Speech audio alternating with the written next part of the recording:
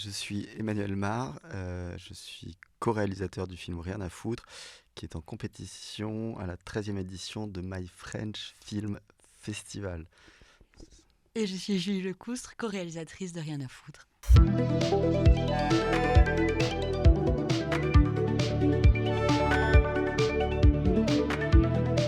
Closer again?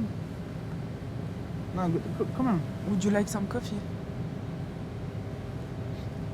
Again? Would you like some coffee? Okay, you smell alcohol. Yes or not? I don't know. You don't know. You don't know if you drink or if you smell alcohol. You make a party yesterday? No, No. no, I didn't feel so good, so I had one glass. Ah, okay. Only one? Yes. Le film est né parce que j'étais sur un vol low cost, sans citer la compagnie, et je me suis retrouvé déplacé parce qu'il n'y avait plus de place, et j'étais à la première rangée en face des hôtesses de l'air. Et dans les compagnies low cost, il n'y a plus de rideau entre les passagers et les hôtesses. Et j'avais les deux hôtesses de l'air en face de moi. Et il y avait l'une d'elles qui, je pense, vivait ce jour-là des pires moments de sa vie. C'était une image assez étonnante parce que le costume d'hôtesse est fait pour gommer toutes les émotions. Et en fait, son émotion très profonde n'en ressentait que plus fort. Et ce qui a fait qu'il y a eu une envie de film, c'est que il y a eu ce moment où en fait son service a commencé, donc le décollage était fini. Et alors elle a lavé sur son visage toutes les émotions qu'elle avait pour arborer un grand sourire d'hôtesse et un sourire commercial et commencer à faire son travail. Et puis en y repensant, on s'est dit que ça nous faisait penser à un tableau de Edward Hopper, cette hôtesse de l'air perdue dans ses pensées. Voilà, dans un lieu de travail, dans un lieu sans personnalité. Un tableau qui s'appelle L'Ouvreuse. Donc c'est une ouvreuse de cinéma à New York et qui est vraiment, elle, éclairée par une lumière de service, comme ça, au bord du tableau. Et puis il y a la salle qui est de l'autre côté. Et puis c'est une ouvreuse qui est perdue dans ses pensées. Et ça faisait aussi écho avec ce qu'Emmanuel évoquait sur cette question aussi de la solitude dans la foule, de l'intime dans le public, et qu'on a essayé aussi de déployer dans tout le film, quoi. Don't know? Timing? You have to respect the time. Or anyway, don't take over the time. You don't have to drink before your flight. It's better. Because honestly, you cannot fly today.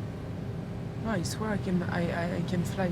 You can fly, but if you have alcohol, if you have a control, anyway, for me, you have to call someone. No, I will eat some candies or chewing gum and I can do the sail, I can do the surf, I can do everything. On a rencontré plus d'une centaine d'hôtesses et stewards pour fabriquer ce film dans tout son développement. Et d'ailleurs, la plupart des gens qui incarnent un métier à l'écran, c'est leur métier dans la vie.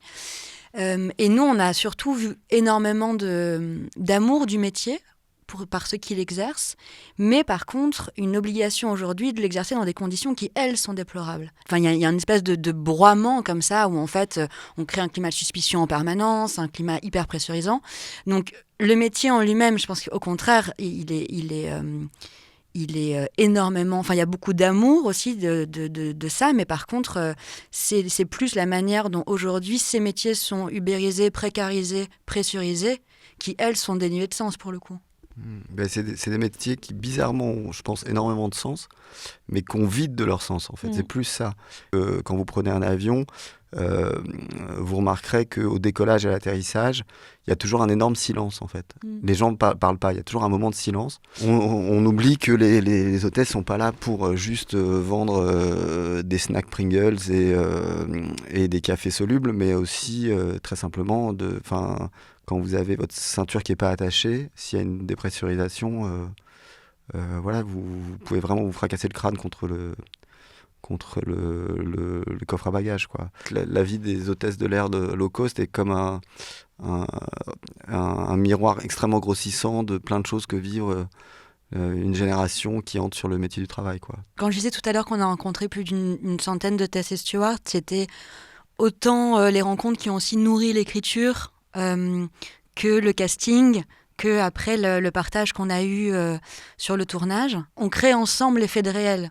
Par exemple, si on prend David, qui joue son base supervisor, son supérieur hiérarchique direct, il a exercé ce métier pendant 7 ans sur la base de Lanzarote, et c'est aussi un des plus grands syndicalistes d'Espagne.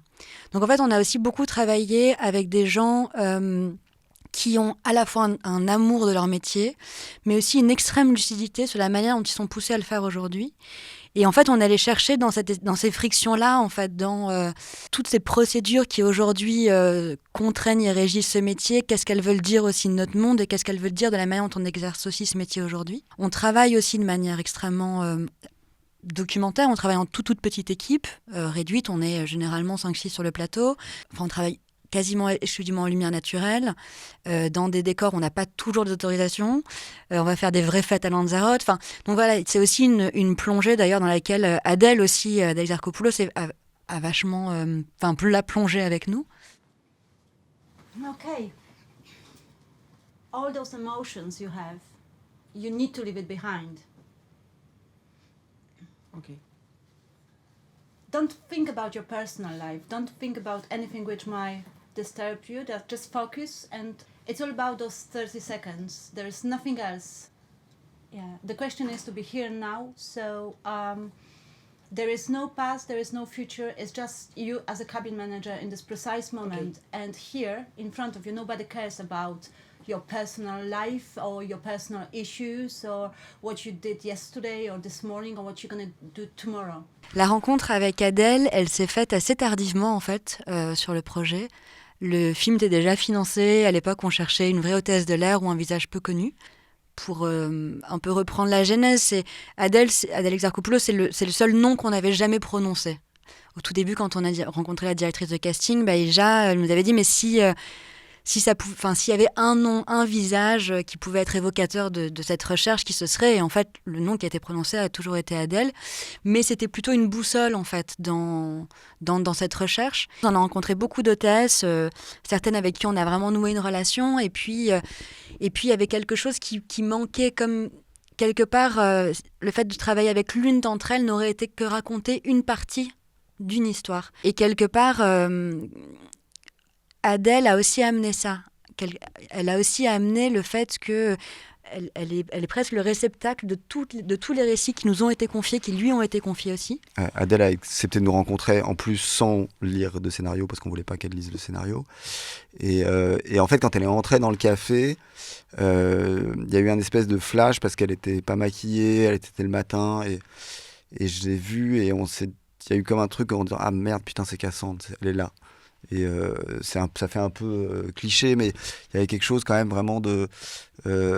et oui, et ce rapport qu'elle a, où à la fois il y a aussi cette image qu'elle a, parce que c'est une vraie star, quoi, Adèle. Donc elle a une image, et en même temps, le fait de pouvoir jouer avec elle au naturel, elle accepte de pas... Il n'y a jamais de maquillage, c'est elle qui se maquille tout seul, dans cette condition, de nous offrir ses fatigues, tout ça, ça a créé justement le cœur du personnage qui essaye d'avoir une certaine image, et en même temps qui ne sera jamais cette image-là. Et surtout, on parle souvent d'Adèle comme quelqu'un de très intuitif, de très instinctif, ce qui est le cas.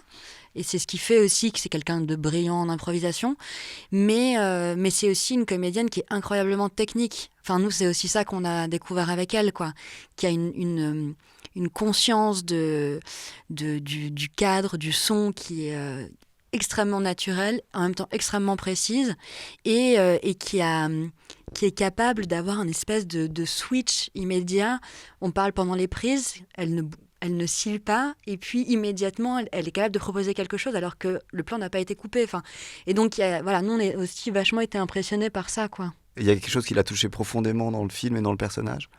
Mais ça a toujours été un mystère entre nous, en fait.